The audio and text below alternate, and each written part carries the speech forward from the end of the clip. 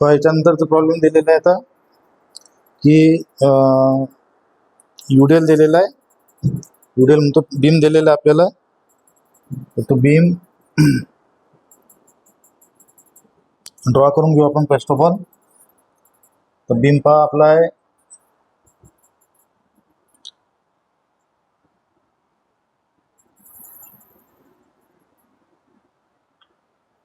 अशा प्रकारचा बीम आहे. याला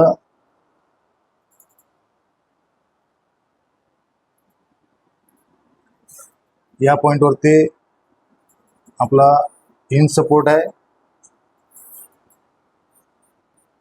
हा हिंज सपोर्ट आहे आणि परत रोलर सपोर्ट आहे.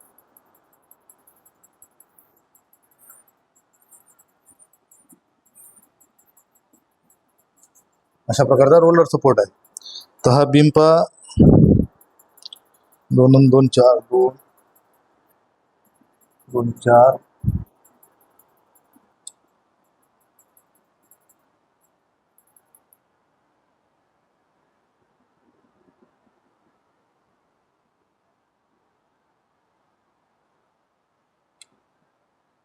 पहा हा 2 मीटर 2 मीटर 4 मीटर आणि हा 6 आणि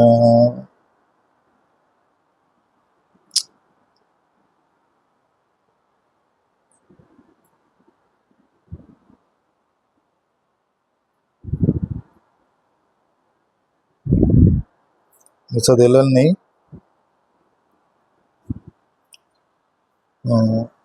हे डिस्टन्स दिलेलं आहे समजा 1 मीटर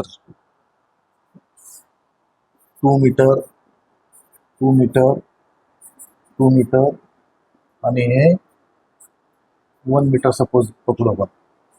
तर या ठिकाणी पहा हा ए पॉइंट आहे आपला, हा बी पॉइंट आहे आपला. तर ए पॉइंट वरती जी रिॲक्शन येते ती आपण पकडणार आहे आर ए आणि ही रिॲक्शन जी राहणार आहे ती आर बी. ही रिॲक्शन राहणार आहे आर बी. तर याच्यामध्ये पहा की या 2 मीटरच्या याच्यावरती या पॉईंटवरती म्हणजे 2 मीटरचा जो पॉईंट आहे इथं आपल्याला मोमेंट दिलेली आहे. काय दिलेली आहे? मोमेंट म्हणा किंवा कपल दिलेली आहे. तर कपल दिलेली आहे आपल्याला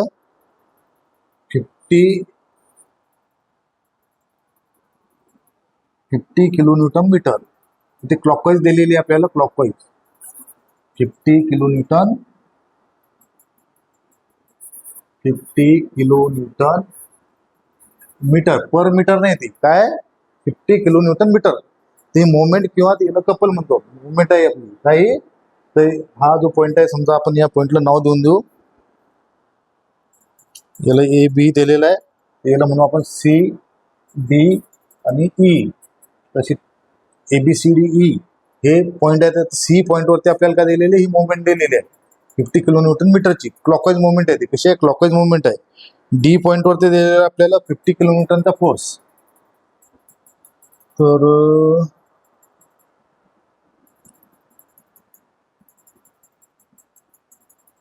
ही मोमेंट आपण तशा प्रकारची मोमेंट दिलेली आहे. त्याच्यावरती फोर्स दिलेला आपला डाऊनवर्ड फोर्स 50 किलो न्यूटन आणि इथे सुद्धा कितीचा दिलेला आहे? 50 किलो न्यूटनचा दिलेला आहे. या सुद्धा त्या ठिकाणी सुद्धा दिलेला आहे 50 किलो न्यूटनचा फोर्स. म्हणजे डी आणि ई पॉईंटवरती काय 50 किलो न्यूटनचा फोर्स आहे आणि सी पॉईंटवरती मोमेंट आहे. सी पॉईंटवरती काय मोमेंट आहे. तर अशा प्रकारचे प्रॉब्लेम दिलं. तर हे हा स्पॅन दिलेला नाही, मी 1 मीटर पकडून दिलेला आहे. तर तुमच्या प्रॉब्लेममध्ये दिलेला नाही. तर हा टोटल म्हणजे ई पासून ते बी पर्यंत डिस्टन्स दिलेलं नाही. तर ते आपण आता काय केलं 1 मीटर कन्सिडर करून घेतलं. तर असं दिलेलं नसेल तर कन्सिडर करावं लागेल, लिहावं लागेल तिथं by considering the distance between E and B equal to 1 metre. तर असं लिहावं लागेल कारण ते दिलेलं नाही. त्यानंतर मग तुमच्या त्या लेक्चररला विचारून घ्यायचं की सर हे डिस्टन्स किती लिहायचं आहे आम्हाला. म्हणजे तुमचा जो इन्व्हिजिलेटर असेल त्याला विचारून घ्यायचं. अशा प्रकारच्या चुका जर असतील कुठं तर इथं डिस्टन्स दिलेलं नाही. त्याच्यामुळे आपण ते डिस्टन्स आता काय केलं म्हणजे आपण 7 मीटरचाच घेतला मागच्या प्रॉब्लेम सारखं. तर पहा याच्यामध्ये काय होत असते पहा. तर आता मागची जी कंडिशन होती आपण काय करणार आहे तर पहिले मोमेंट काढून घेणार आहे. काय करणार आहे आपण? मोमेंट काढून घेणार आहे पहिले. तर पहिले घेणार आहे आपण बाय टेकिंग इक्विलिब्रियम कंडिशन.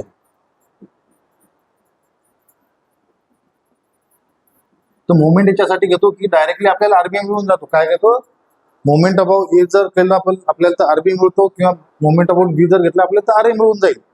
म्हणजे पहिलं इक्वेशन जर समेशन एफ वाय मध्ये काय होईल, आर ए प्लस आरबी जे येते त्याच्याऐवजी काय होते, आरबी डायरेक्टली आपल्याला मिळते. नंतर समेशन एफ वाय घेणार आहे त्याच्या R A plus RB, आरबीची value आपल्याला माहित असते, आपण डायरेक्टली पुट करू आणि ते प्रॉब्लेम सॉल्व्ह करू. बरोबर. तर पहा, summation of force, summation of moment, summation of force नाही, summation of moment of force, moment of, summation of moment of force about a, कोणत्या पॉईंटच्या भोवती घेणार आहे, ए पॉईंटच्या भोवती, म्हणजे हा जो पॉईंट आहे या पॉईंटच्या भोवती मोमेंट घेणार आहे मी. तर पहा, इक्वल टू झिरो करणार आहे इक्विलिब्रियम कंडिशन असल्यामुळे. इक्विलिब्रियम कंडिशन मध्ये काय होतात, सर्व फोर्सेस किंवा मोमेंटची बेरीज काय ते, फोर्सेसची बेरीज झिरो येत असते, किंवा मोमेंटची बेरीज काय येत असते, झिरो येत असते. तर moment, summation of moment of force about A equal to zero. तर पहा काय होईल, पहिला फोर्स कोणता आहे आपला, R A, R A into काय होणार आहे, झिरो, प्लस पुढचं काय येणार आहे, इथं 50 किलो न्यूटन मीटर येणार आहे. तर ही काय आहे, याला म्हणत असतो मोमेंट. ही काय आपली मोमेंट. बरोबर. आता ही 50 किलो न्यूटन मीटर आपण काय करून राहिलो होतो, आता मोमेंट ऑफ फोर्स करून राहिलो आपण, आहे ना. तर ही डायरेक्टली मोमेंट आहे. काय ती 50 किलो न्यूटन मीटरची मोमेंट आहे. याचा अर्थ काय, त्यामध्ये मोमेंट कसे होत असते तयार, मोमेंट तयार होत असते फोर्स इंटू परपेंडिक्युलर डिस्टन्स. म्हणजे काय केलेलं आहे याच्यामध्ये, हा 50 किलो न्यूटन मीटर कसा आलेला असेल की इथं दोन डिस्टन्स 2 आहे, म्हणजे याचा अर्थ फोर्स इथं 25 असेल, 25 इंटू 2 म्हणजे डायरेक्टली 50 किलो न्यूटन मीटर. तर ही काय आलेली आपली मोमेंट आलेली आहे ना. तर ही 50 किलो न्यूटन मीटर म्हणजे ही मोमेंटच आहे. तर ती क्लॉकवाईज आहे, त्याच्यामुळं डायरेक्टली याला, आता या मोमेंटला 50 इंटू 2 नाही करायचं. मोमेंट जिथं असेल तिथं काय करायचं, डायरेक्टली जी मोमेंट आहे ती मोमेंटच डायरेक्ट ऍड करायची, मोमेंटच डायरेक्ट ऍड करायची. हे तुम्हाला कन्फ्यूज करायसाठी टाकलेलं आहे. तर इथं मल्टिप्लिकेशन करायचं काही डिस्टन्स नाही, कारण ते ऑलरेडी डिस्टन्सनं मल्टिप्लाइड केलेलं आहे. डायरेक्टली मल्टिप्लाइड करून तुम्हाला ते 50 किलो न्यूटन मीटर दिलेलं आहे. बरोबर. त्याच्यामुळं डायरेक्टली आपण काय करणार, ते क्लॉकवाईज असल्यामुळे आपण काय करणार, डायरेक्टली ते लिहिणार आहे 50. बरोबर. नंतरचा हा जो आहे तो फोर्स आहे 50 किलो न्यूटनचा, याला मीटर वगैरे लिहिलेला का नाही, हा फोर्स आहे, पॉईंट फोर्स आहे की नाही. तर याचं डिस्टन्स किती आहे, 2 आणि 2 4, म्हणजे ही सुद्धा क्लॉकवाईज मुवमेंट आहे. म्हणजे 50 इंटू 4 प्लस पुढचा फोर्स कोणता आहे, परत 50चाच आहे. 50 डिस्टन्स किती आहे त्याचं, 2 2 4 आणि 2 6. ए पासून डिस्टन्स मेजर करायचं आपल्याला, 50 इंटू 6. नंतर कोणता आहे आपला आरबी, आरबी का चालला अपवर्ड, अपवर्ड चालल्यामुळे तो मोमेंट कशी देणार आहे, अँटी क्लॉकवाईज कशी देणार आहे, म्हणून तो काय येणार आहे, मायनस आरबी इंटू डिस्टन्स किती आहे त्याचं, 2 2 4 2 6 आणि 1 7. तर 7 पकडलेलं आहे आपण, इक्वल टू 0 केलं आपण, इक्वल टू 0. म्हणजे काय होईल, 50, हा आर 0 म्हणजे 0 होऊन जाईल, हा 50 प्लस 50 इंटू 4 म्हणजे होते 200, प्लस 50 इंटू 6 म्हणजे होते 300, minus RB into 7 equal to 0. तशा प्रकारे आपण मोमेंट काढून घेतलेले आहे. बरोबर. तर आता काय करणार आहे आपण, आरबीची व्हॅल्यू, आता इथे काय करणार आहे, आरबीची व्हॅल्यू आपण लिहिणार आहे. तर आरबी इक्वल टू किती होणार आहे मग, तर याची ॲडिशन करून घेऊ.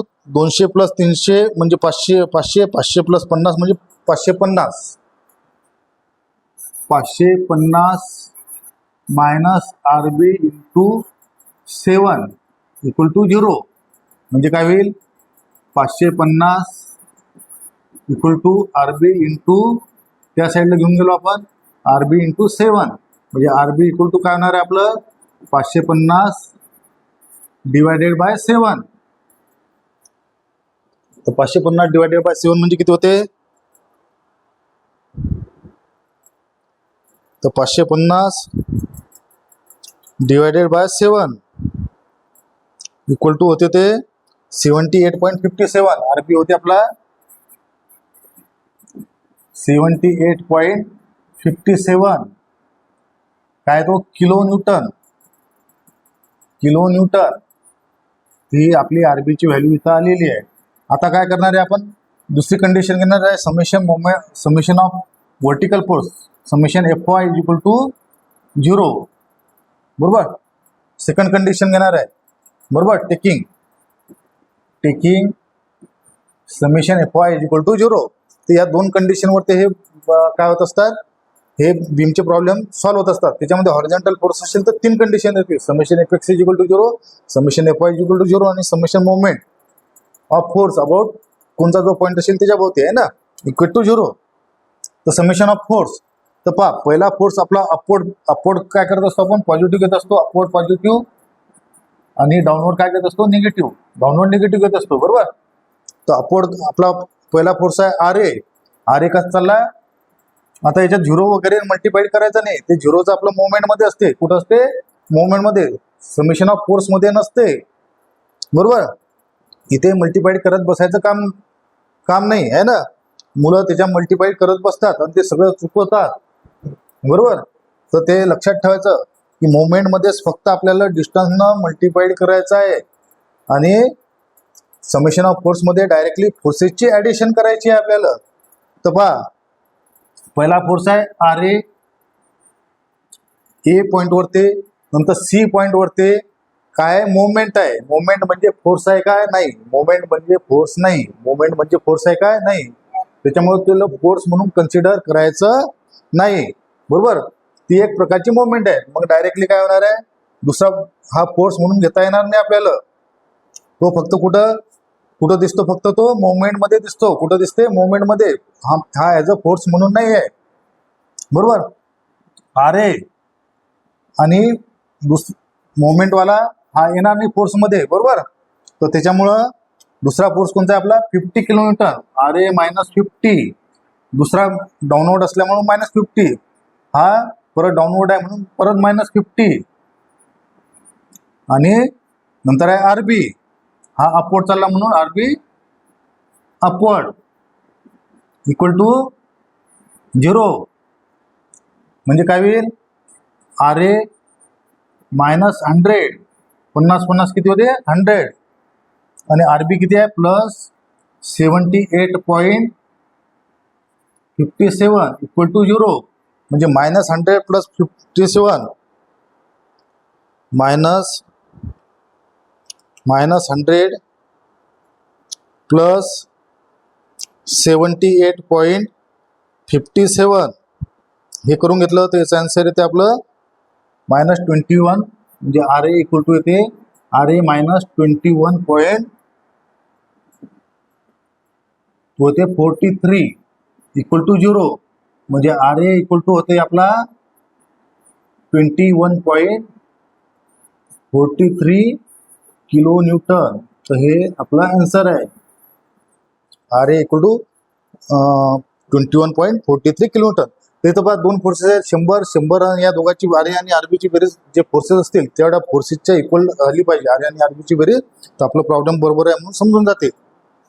ही टेस्ट आहे. जेवढे काही फोर्सेस असतील इथं आर ए आणि आरबी सोडून, तर त्या फोर्सेसची बेरीज करायची आणि आर ए आणि आरबीची बेरीज, त्या जेवढे काही फोर्सेस आहेत डाऊनवर्ड फोर्सेस, त्या सर्व फोर्सेसच्या बेरीज एवढ्या आले पाहिजे, तर आपला प्रॉब्लेम बरोबर येते. काय इथं पहा 78.57 प्लस 21.43 या दोघांची बेरीज जर केली 100 मध्ये, तर मला काय ते या दोघांची बेरीज 100 होऊन जाते.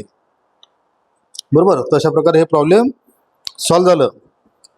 तर याच्यामध्ये फक्त लक्षात ठेवण्यासारखं काय, ही जी मोमेंट असते फक्त ते ॲक्टिव्ह कुठं राहते, मोमेंटचा बेरीज घ्याल तेव्हा आहे ना, त्या ठिकाणी त्याला डिस्टन्सनं मल्टिप्लाय करायचं का नाही, जशी आहे ते 50 आहे तर 50च घ्यायची, 50 × 2 नाही करायचं, त्याला 50 × 2 नाही करायचं. मोमेंट असलं तर अशा प्रकारे दाखवलेलं असते तुम्हाला मोमेंट म्हणून.